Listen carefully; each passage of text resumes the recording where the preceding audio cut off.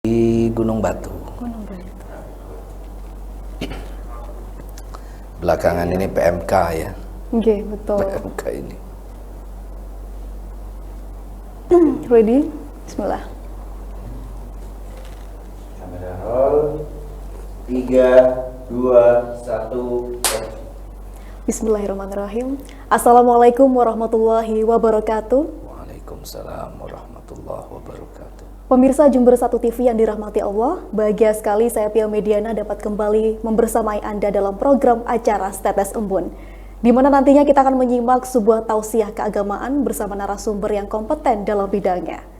Dalam episode kali ini, Setetes Embun akan mengangkat sebuah tema yakni penegakan keadilan dan pembebasan kaum yang tertindas. Jika kita melihat sejarah, kedatangan agama sejak semula memiliki misi untuk membebaskan segala yang tertindas, segala yang dilemahkan. Allah telah memerintahkan utusan-utusannya untuk mewujudkan tujuan dari agama. Seperti Nabi Musa alaihissalam yang diutus Allah untuk membebaskan Bani Israel dari kekejaman Fir'aun. Ataupun Nabi Isa alaihissalam yang juga mendapatkan perintah untuk membebaskan kaum mustad'afin, yaitu kaum tertindas. Kemudian Nabi Muhammad yang membawa ajaran Islam untuk membebaskan perempuan dari belenggu laki-laki yang waktu itu masih kental dari patriarki yang sangat kuat. Lalu bagaimana peran kita yang bisa kita lakukan ke depan untuk meneruskan perjuangan para nabi dalam menegakkan keadilan dan juga membela kaum yang tertindas? Selengkapnya akan kita bahas bersama narasumber yang telah hadir bersama kita di studio kali ini, yakni Ustadz Muhammad Khalili MHI, yang juga sekaligus menjabat sebagai Ketua Komisi Hukum dan HAM Majelis Ulama Indonesia Jember. Kita sapa terlebih dahulu pemirsa. Assalamualaikum Ustadz. Waalaikumsalam warahmatullahi. Bagaimana kabarnya hari ini? Alhamdulillah. Alhamdulillah. Sehat dan afiat, ya. Selamat datang kembali tentunya di Jember 1 TV. Ini merupakan pertama kali ya Ustadz ya? Kalau di sini ya. Kalau ada beberapa wartawan itu yang biasanya wawancara, ya. Dan ini baru pertama kali episode pertama Setetes Embun Ustadz Khalili menyapa pemirsa Jember 1 TV. Nggih. Alhamdulillah. Baik Ustadz, mengenai penegakan keadilan dan pembebasan kaum yang tertindas, sebenarnya bagaimana peran yang bisa kita ambil untuk bisa mengaplikasikan ajaran agama menegakkan keadilan tersebut? Kami persilahkan Ustadz untuk memberikan tausiah. Ya, terima kasih. Assalamualaikum warahmatullahi wabarakatuh. Waalaikumsalam warahmatullahi wabarakatuh. Bismillah, Bismillahi amantu billah, i'tasamtu billah, tawakkaltu ala Allah, la hawla wa la quwata illa billah, alhamdulillah ala kulli hal wa ni'mah. Allahumma salli wa sallim ala sayyidina Muhammad ibn Abdillah wa ala alihi wa sahabatihi wa man tabi'a sunnatahu wa jama'atah mi yaumina hadza ila yaumina ma ba'du. Para pemirsa yang dirahmati oleh Allah Subhanahu wa taala, Mbak Vivi ya. Mbak Pia. Oh, Mbak Pia. Namanya Mbak Pia, mohon maaf. Alhamdulillah kita bisa jumpa, bisa menyampaikan spirit yang itu sebetulnya sudah sejak Islam itu hadir, maka spirit itu sudah ada. Cuman problemnya apakah keadilan itu kemudian dengan otomatis itu ditegakkan? Nah, ini yang menjadi harus kita sosialisasikan ya, harus dikenal semua. Bahwa salah satu sendi penting dalam agama kita itu soal keadilan. Bagaimana misi yang dibawa oleh baginda Rasulullah SAW, diantaranya seperti yang disebut tadi, keadilan. Yang berbuat adil itu disukai oleh Allah gitu. Kalaupun kata kebalikannya itu tidak mesti zalim, yang bertentangan dengan keadilan, tetapi di antara yang dibenci itu adalah orang-orang yang gemar berbuat zalim. Sehingga kalau ini kita ambil satu simpulan bahwa siapa yang ingin disukai oleh Allah maka berbuat adil gitu. Kebalikannya, siapa yang gemar berbuat zalim maka itu akan dibenci oleh Allah Subhanahu wa taala itu. Ada banyak ayat yang bisa kita kutip ya. Supaya tidak salah saya mau baca saja. Baik. Karena kalau salah itu menjadi haram ya. Misalkan ini perintah Allah supaya kita berbuat adil, berbuat kebajikan, ada dalam surat An-Nahl. A'udzubillahi minasyaitonirrajim. Innallaha ya'muru bil adli wal ihsan. Itu sangat terkenal ayat ini karena hampir semua khotib di Jumat itu membaca ayat ini. Innallaha ya'muru bil adli wal ihsan. Apa maknanya? Bahwa Allah itu memerintahkan kita supaya berbuat adil dan berbuat kebajikan gitu. Wa ita'idil qurba, lanjutannya, kemudian wa yanha 'anil fahsya'i wal munkar. Allah itu melarang terhadap perbuatan yang fahsya dan munkar gitu. Jadi wal baghi. Jadi itu diantara larangan-larangan yang secara tegas disampaikan oleh Allah dalam surat An-Nahl tadi gitu. Sebabnya kita sebagai umat Islam harus mampu mengamalkan ini dan menyebarkan atau mengenalkan, mengajarkan kepada banyak orang supaya kita menjadi gemar gaya hidup kita, gaya hidup yang dipenuhi dengan kebajikan, dengan keadilan. Sebaliknya, kita menghindari terhadap perbuatan-perbuatan yang telah dilarang, diantaranya yaitu tadi fahsya, mungkar, baghi. Nah, ada banyak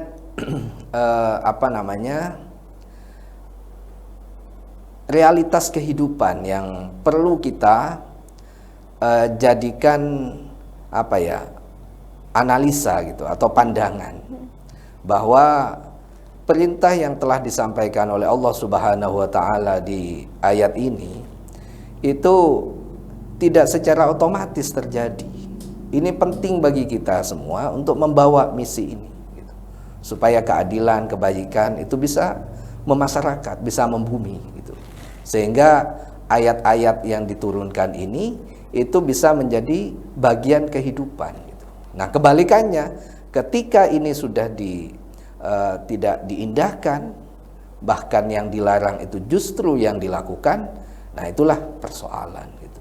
Dan ini terjadi bukan hanya dalam hubungan personal sebetulnya, tapi bagaimana yang paling parah itu kalau seandainya itu ditopang melalui suatu kebijakan yang menjadikan masyarakat mengalami ketidakadilan atau penindasan tadi gitu.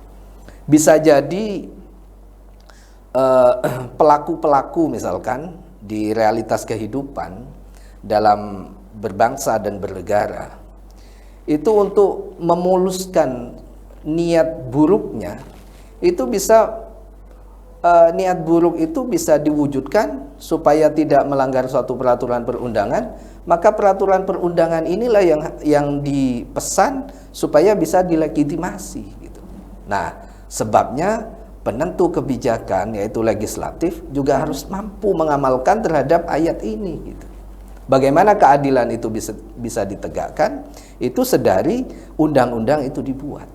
Bagaimana nilai-nilai filosofis yang ada dalam ayat ini itu bisa menjadi nilai hukum positif dalam kehidupan berbangsa dan bernegara di Republik Indonesia ini, tentunya ini harus dijadikan satu peraturan perundang-undangan yang isinya itu tentang bagaimana tentang keadilan, tentunya sesuai dengan sektor masing-masing, itu harus bisa masuk di situ gitu. Bagaimana ketika bicara soal kelestarian alam, bagaimana ketika bicara soal manusia gitu, misalkan akses untuk pekerjaan, bagaimana orang yang seharusnya memang dijamin hak untuk mendapatkan pekerjaan dan pelindungan atas dirinya itu bisa ditegakkan. Tentunya ini dirumuskan sesuai dengan kontekstual masing-masing gitu. Termasuk juga tidak luput yang disebut tadi soal perempuan, soal anak gitu. Sehingga nilai-nilai dalam Islam ini bisa kontekstual, bisa dipakai, dan itu bisa dijadikan hukum positif. Kalau siapa yang merumuskan itu, yaitu legislatif, itu bisa memasukkan ini dalam sejumlah peraturan perundangan yang bisa diberlakukan gitu. Begitu juga yang eksekutif nih. Bagaimana merumuskan satu kebijakan itu juga mengandung nilai-nilai ini. Nah, sehingga kalau seandainya ada pertentangan antara yang mungkar tadi dengan yang seharusnya adil dan berbuat kebijakan, sehingga pelanggarannya itu bukan hanya sisi moral, tapi ada hukum yang bisa menjerat mereka, sehingga mereka itu begitu dijerat, itu ada efek jerah kepada mereka, sehingga untuk melakukan hal yang mungkar tadi itu bisa mikir-mikir. Kenapa? Karena aparat penegak hukum itu bisa menjerat dengan hukum positif. Nah, di situ. Nah, begitu juga pada saat bagaimana proses hukum itu ditegakkan. Tentunya ini aparat penegak hukum ya yang harus menjadikan nilai filosofi yang ada di ayat ini, kemudian yang sudah dituangkan dalam peraturan perundangan itu bisa ditegakkan supaya akses keadilan yang semestinya itu didapat oleh masyarakat itu bisa didapat. Begitu kurang lebihnya. Okay. Baik Ustadz, jadi memang keadilan ini banyak sekali aspek yang terlibat, utamanya memang para aparat penegak hukum dari mulai legislatif, eksekutif berikut tadi. Dan kemudian sebenarnya apa yang menjadi relevansi dengan kehidupan sehari-hari, baik kita sebagai warga ataupun rakyat, sebagai penentu kebijakan pemerintah ataupun aparat penegak hukum tadi? Nah, tadi sudah disebut ya bahwa keadilan dan kebijakan itu adalah perintah dari Allah. Kebalikannya, mungkar, fahsya, baghi, yaitu permusuhan, kemungkaran, kekejian itu satu larangan yang secara jelas disampaikan dalam ayat gitu. Nah, kalau terjadi kebalikannya, itu apa sikap yang harus kita lakukan? Maka falyughayyir, rubahlah itu. Bagaimana untuk bisa suatu penindasan, suatu ketidakadilan yang terjadi, apalagi itu ada satu kebijakan misalkan yang melegitimasi terhadap suatu ketidakadilan itu, apa yang harus kita lakukan? Langkahnya kalau bahasa sekarang, ya langkah advokatif diantaranya. Bagaimana personal-personal ini membangun satu kekuatan, tentunya itu tidak dari luar juga, tetapi bersama orang-orang yang dijadikan tumbal, dijadikan korban, mengorganisir diri, mendesak kebijakan itu supaya berubah.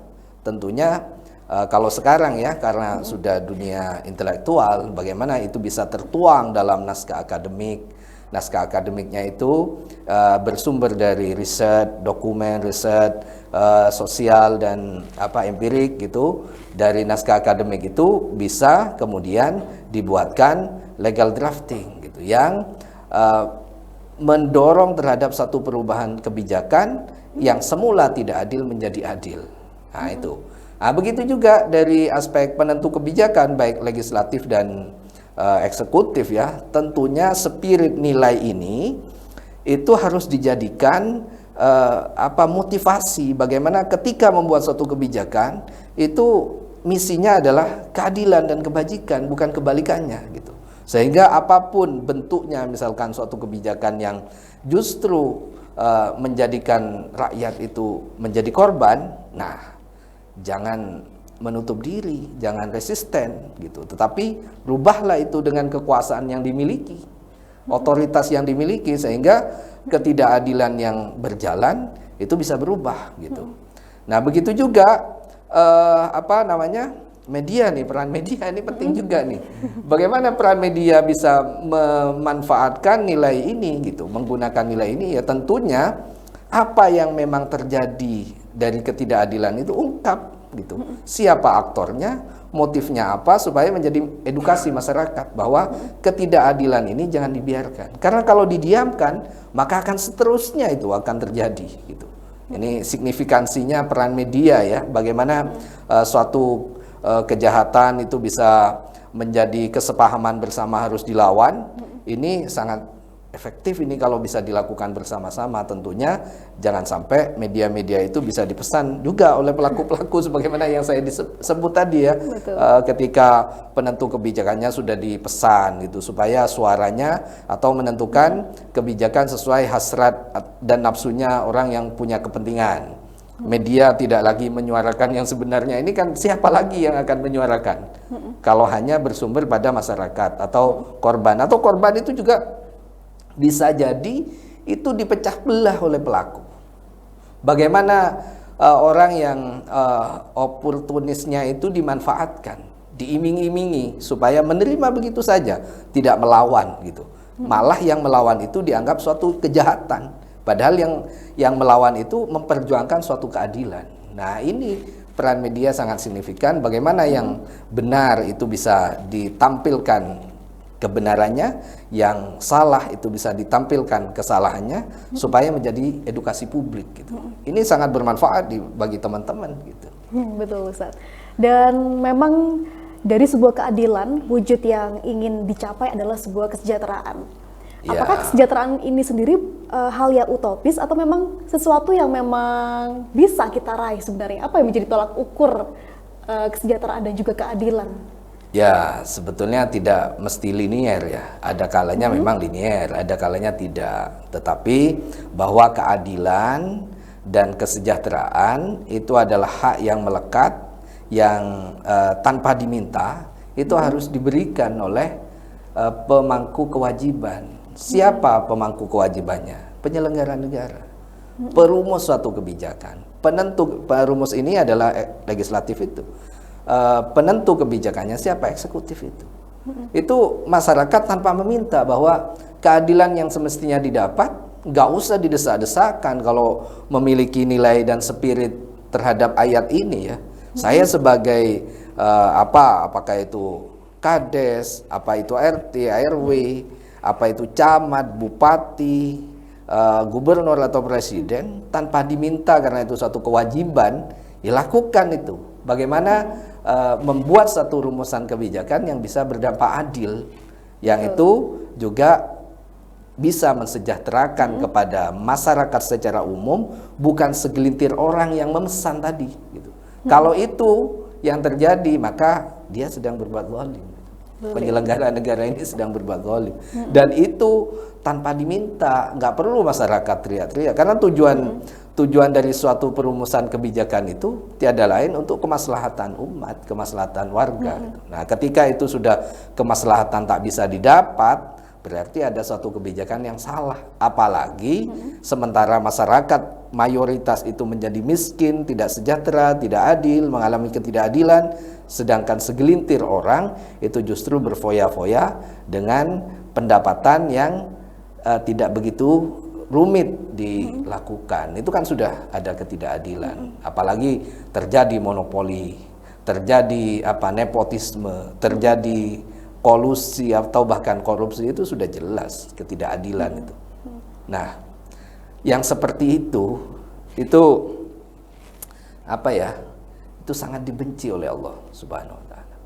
Jadi Allah itu suka kepada orang yang berbuat adil, kebalikannya benci kepada orang yang berbuat zalim itu.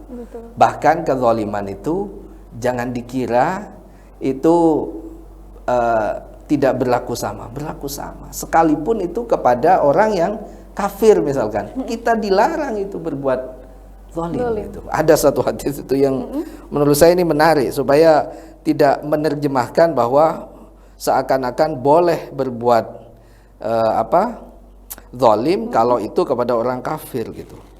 Rasulullah itu mengingatkan begini, ittaqu da'watal mazlum, takutlah kalian itu kepada doanya orang yang dizalimi, orang yang tertindas gitu. Wa in kana kafiran, meskipun mereka yang dizalimi itu orang kafir, fa inna laisa dunahu hijabun. Jadi antara orang yang dizalimi dengan Allah itu tidak ada batas. Ketika orang yang dizalimi itu meminta supaya Allah itu berbuat apa, itu akan terjadi, akan dikabulkan. Itu betapa Allah itu sangat menyayangi kepada setiap makhluknya, sekalipun dia kafir. Nah, Sejatinya agama itu kan tujuannya dua memang, gitu. Kalau dari aspek tasawuf ya. Pertama, bagaimana kita itu sebagai pribadi, sebagai personal, dimanapun kita berada, personal sebagai warga, personal sebagai pemerintah, penyelenggara negara dan seterusnya, itu bisa menjadikan Allah yang sebagai Tuhan kita yang Maha Esa ini, itu semakin terus-menerus kita agungkan, gitu. Satu. Yang kedua, bagaimana kita sebagai makhluk ini bisa menunjukkan rasa cinta, rasa kasih, rasa sayang, rasa empatik kepada makhluk Allah. Tujuannya itu. Ketika sudah ada pertentangan dengan dua tujuan itu, maka ada satu kesalahan dalam beragama. Meskipun itu menggunakan simbol-simbol agama. Misalkan pelakunya orang yang menggunakan simbol agama jenggot, misalkan. Karena kan mereka mengidentikan agama ini sempit sekali dengan jenggot, misalkan itu. Padahal jenggot saya cuma tipis-tipis gitu.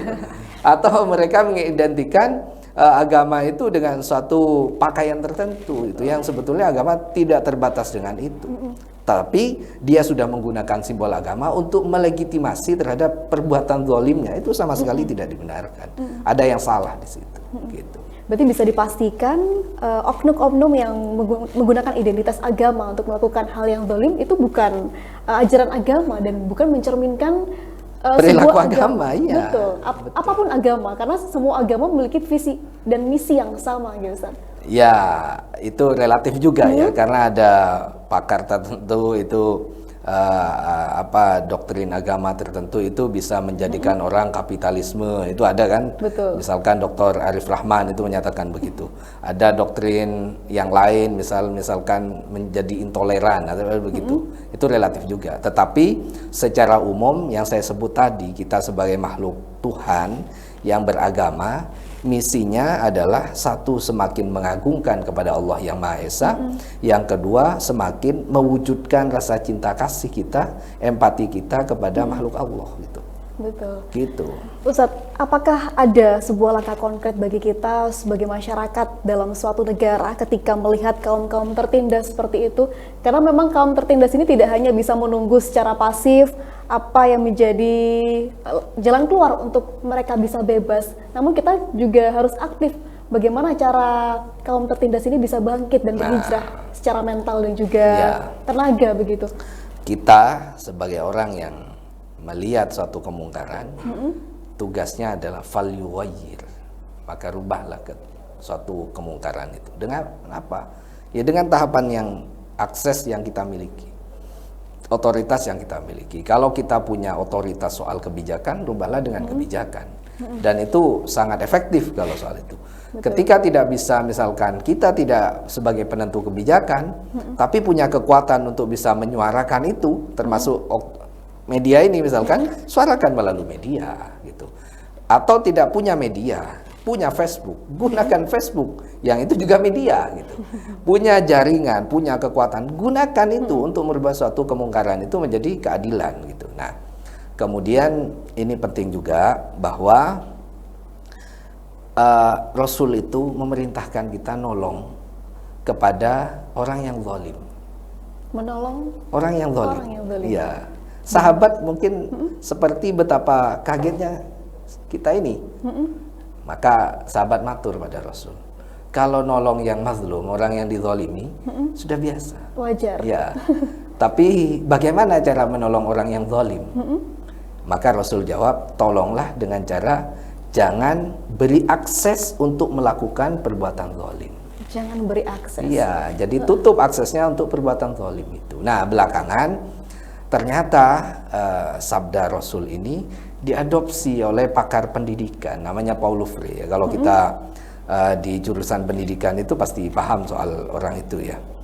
Paulo Freire itu kan bilang ya soal teori penindasan ya, bahwa memutus mata rantai penindasan itu harus dua jalur. Kalau bahasanya dia, satu, jalur orang yang tertindas, sadarkan mereka bahwa kondisinya sedang tertindas, bangun semangatnya supaya mereka itu bangkit untuk keluar dari situasi penindasan. Nah, begitu juga pelaku penindasnya. Jadi putus mata rantai penindasan itu dengan memutus mata rantai penindasnya. Gimana? Bangun kesadaran mereka bahwa perbuatan menindas itu sedang menafikan nilai-nilai kemanusiaan. Kan sama seperti yang disampaikan Rasul. Betul. Begitu belakangan ketemu bahwa Rasulullah Shallallahu Alaihi Wasallam memerintahkan itu. Tolonglah orang yang berbuat zalim itu. Gimana cara menolongnya? Cegah dia, jangan kasih akses untuk berbuat zalim. Nah, ini jadikan inspirasi kita, karena Rasul itu adalah uswah bagi kita, bahwa beliau itu suri tauladan kita, sehingga sendi-sendi kehidupan yang semestinya penuh dengan keadilan dan kebajikan ini itu bisa berjalan gitu. Kebalikannya, penindasan, ketertindasan, kezaliman, permusuhan itu bisa dijauhkan kalau seandainya nilai ini juga dipakai. Apa? Jauhi itu, karena itu larangan Allah gitu. Ini sebuah poin yang menarik gitu, Ustaz. Ya. Karena selama ini kita hanya fokus pada orang-orang yang dolim, Ya. sementara kita orang-orang itu yang terdolimi. Tertindas. Sementara orang-orang yang dolim sendiri, kita tidak bisa hanya sekedar bagaimana cara melawan gitu. Iya. Harusnya kita mengubah mindset kita, bagaimana cara menolong mereka untuk bisa berhenti dari Iya. perilaku seperti itu gitu, Ustaz. Betul, itu nusratul mazlum sekaligus juga nusratul zalim. Jadi menolong orang yang dizalimi sekaligus menolong orang yang pelaku kezaliman. Dua-duanya itu. Betul. Dan tentunya keadilan ini harus dimulai dari diri kita sendiri. Dari diri kita sendiri, di mana kita berada, di banyak sektor. Jangan dikira kemudian sektor pendidikan itu tidak ada ketidakadilan. Salah juga. Ketika misalkan yang miskin, yang semestinya dia dapat akses pendidikan dengan mudah, justru pungli gitu. Betul. Yang anak pejabat dan orang terpandang mudah masuk gitu. Ini ada satu kebijakan yang salah ini, menjadikan orang miskin bodoh gitu. Nah, begitu juga di pendidikan agama, jangan sampai pendidikan agama ini hanya dinikmati oleh orang-orang kaya. Sehingga kalau orang kaya saja yang menikmati pendidikan agama, maka apa yang disampaikan Rasul itu juga bisa terjadi apa? Kadal faqru yakuna kufran. Orang fakir itu menjadi dekat dengan kekafiran. Kenapa? Ya karena akses untuk belajar agama ditutup gitu. Betul. Sementara ketika belajar agama itu bisa menguatkan keimanan. Iya, itu. Dan tentunya yang saat ini sedang marak-maraknya tidak hanya pendidikan yang seperti itu, namun juga hukum, Ustaz. Ya. Ketika aparat penegak hukum kita menemukan kasus di sekitar kita, Ya. tapi tidak diselesaikan dengan baik, menunggu viral seperti itu. Kebanyakan yang terjadi seperti itu. Ketika viral merasa malu, Ya. terbuka celahnya, akhirnya baru selesai masalahnya. Betul. Itu yang sering terjadi. Ya. Sebabnya siapapun itu, ya PH, aparat penegak hukum, kita sebagai warga, kemudian siapapun itu juga orangnya, ya keadilan itu harus menjadi landasan dan gaya hidup. Betul. Jadikan gaya hidup. Bisa jadi dalam kehidupan sehari-hari kita tidak suka pada si A. Lalu ketidaksukaan kita itu mendorong kita tak berbuat adil kepada si A gitu. Begitu juga kita sangat cinta, sangat senang kepada si B. Gara-gara cinta dan senang itu kita menjadi tak adil bagi dia gitu. Melakukan sesuatu yang sebetulnya melampaui batas dari yang ia seharusnya dapat gitu. Itu kan juga tidak adil gitu. Mengambil hak orang lain diberikan kepada orang yang disuka. Itu kan naudzubillah min dzalik. Dan itu menjadi poin yang paling dekat dengan kita. Iya, karena itu ketika kehidupan kita tidak sehari-hari. Betul. Tidak suka dengan satu orang, akhirnya kita menularkan kebencian Ya, juga betul. seperti itu. Ataupun kebalikannya yang seperti Ustaz sampaikan, terlalu suka, akhirnya kita juga terlalu berlebihan, dan itu bukan poin keadilan itu sendiri. Iya, jangan dikira itu bayangan keadilan dan kebajikan itu jauh. Jangan. Bisa jadi yang kita sampaikan itu melampaui batas. Betul. Karena kita tidak suka. Bisa jadi juga kita menyampaikan sesuatu di luar yang terjadi pada seseorang. Kenapa? Karena kita sangat suka, misalkan begitu. Begitu juga kan sekarang musimnya nulis. Nulis, mendeskripsikan sesuatu. Bisa menjadi berlebihan, tak sesuai dengan porsinya. Mengapa? Karena landasnya bukan karena Allah gitu. Tetapi landasannya adalah karena suka dan tidak suka, sehingga berbuat tidak adil. Tidak adil. Ustadz, ini pembahasan yang sangat menarik dengan tema yang luar biasa. Namun lagi-lagi kita terbatas dengan durasi yang hanya 30 menit. Iya. Namun tentunya semua ilmu yang sudah Ustadz sampaikan kepada kita semua bisa bermanfaat. Amin. Utamanya bagi pemirsa Jember 1 TV Semoga. dan Tetes Embun. Dan lebih dari itu tentunya semoga pahala terus mengalir kepada mereka-mereka yang dengan tulus menyampaikan ayat-ayat Allah, dan utamanya Amin, kepada amin, Ustadz amin. Muhammad Khalil yang saat ini sudah berkenan untuk hadir di Jember 1 TV memberikan ilmunya pada episode kali ini. Terima kasih Amin. banyak Ustadz. Sama-sama. Dan pemirsa, tentunya ketika kita menjumpai sebuah kelompok yang tertindas, tidak mampu lagi atau kehabisan tenaga dan mental untuk berhijrah, maka kita sebagai sesama manusia yang beragama wajib untuk turut membela haknya agar terbebas dari penindasan. Dan demikian episode Tetes Embun pada kali ini. Semoga bermanfaat bagi kita semua. Saya Pia Mediana mohon undur diri. Sampai jumpa pada episode Tetes Embun berikutnya. Akhir kata, wallahu muwaffiq ila aqwamit thoriq. Wassalamualaikum warahmatullahi wabarakatuh. Waalaikumsalam warahmatullahi wabarakatuh. Terima kasih banyak. Sama-sama.